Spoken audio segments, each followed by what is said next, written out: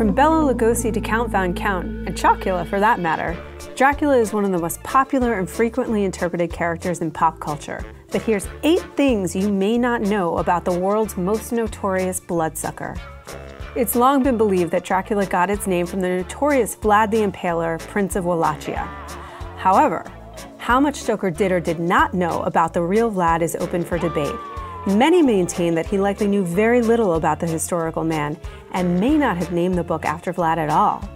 It's possible that Dracula was used simply because Stoker found that it meant devil in Romanian. The discovery of Stoker's research notes have called his text's connection to the prince into question. In fact, Dracula was originally titled Undead, and its main character, Count Vampire. It's interesting to think that Stoker had no knowledge of Vlad, because he's become integral to our understanding of the character. Also, legend and lore paints a picture of a man who was a national hero to some for fighting off the invading Ottoman Turks, and a villain who was possibly even more monstrous than the cruel and gruesome vampire to others.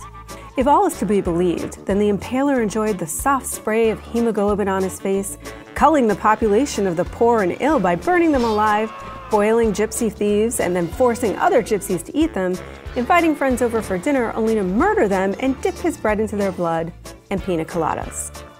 To demonstrate his control over the citizens, Vlad placed a gold cup in the town square.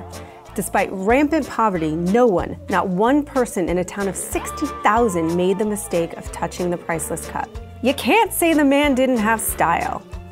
It's hard to know what is propaganda or exaggeration, but Vlad is estimated to have killed anywhere from 40 to 100,000 people.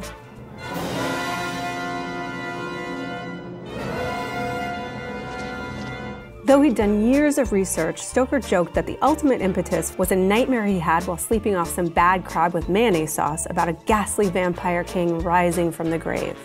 However, it's theorized that Stoker was inspired as much by his contemporaries as any mythical or historical figures, or ill-advised cuisine. Stoker based Drac's theatricality on his one-time boss, Shakespearean actor Henry Irving.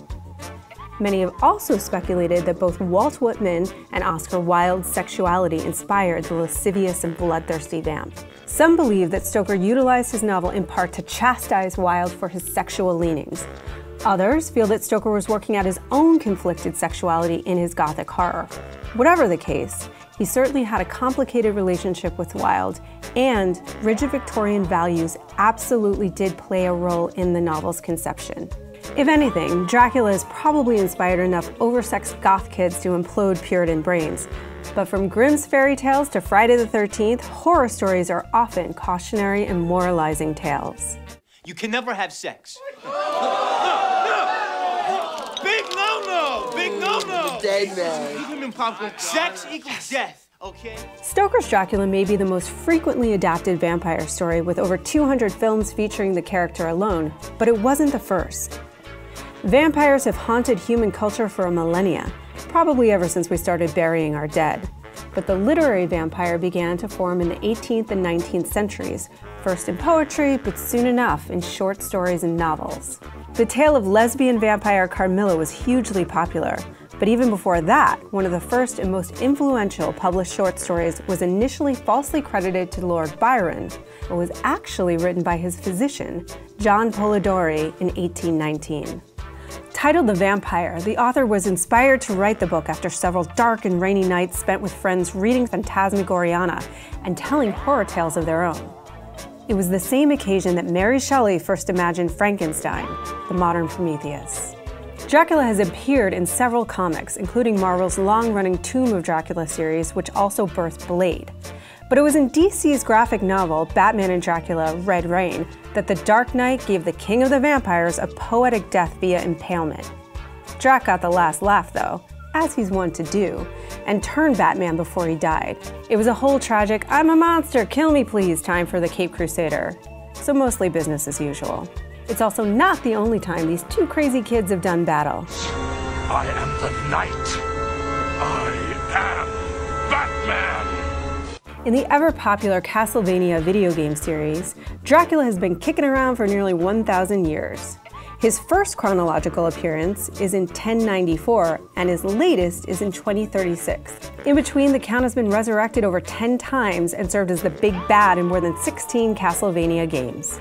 Francis Ford Coppola's 1992 film titled Bram Stoker's Dracula was initially lead actress Winona Ryder's passion project. After reading the script, which was set to be made as a TV movie, Ryder took it to Coppola with grander ambitions. The actress hadn't spoken to the director since withdrawing from The Godfather Part 3 due to exhaustion. However, Coppola agreed to direct the film, a thing which Ryder may have come to regret as he reportedly drove her relentlessly on set, screaming epithets among other rumored less than snuggly methods in order to achieve the desired emotional response. Despite making several tweaks and changes to the story and characters, the makers of Nosferatu were sued for the unauthorized Dracula adaptation. All known prints and negatives were destroyed under the terms of a settlement for Stoker's widow.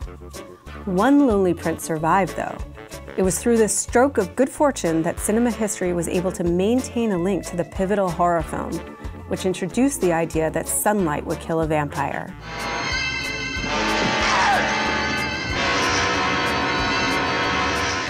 Dracula has been adapted and reimagined in countless ways in multiple languages over the past century.